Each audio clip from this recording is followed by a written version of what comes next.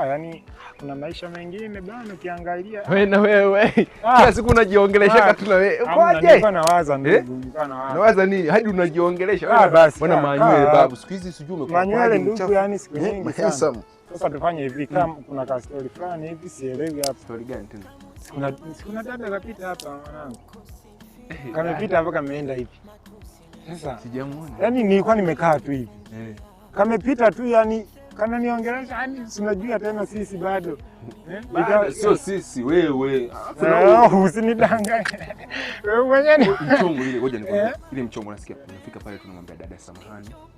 Au utanilazi kama wewe kabisa wewe. Alafu namwambiaje, sikia, namwambia najua nini mrembo. Yaani wewe zingatia tu zile mitikazi za yani bora na mimi afadhali bora. Namwambia yani wewe umeumbika, angalia tako.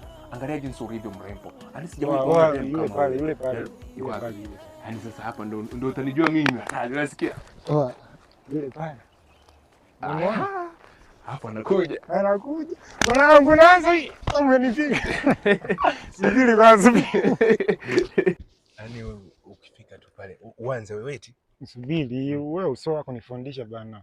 Wewe tulia usiwazi. Yaani ukifika pale tangulia. Subiri kwanza. Tangulia. Dada. Umenishtua unajua? Shikamoo. Marhaba, wewe tena unanisalimia mimi?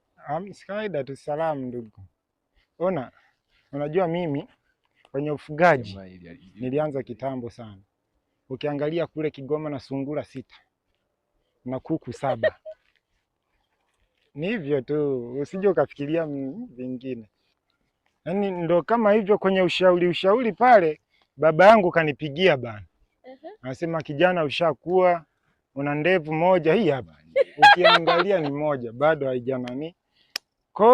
Kwenye ushauri pale na mzee akanishauri kwamba nitafute rafiki ambaye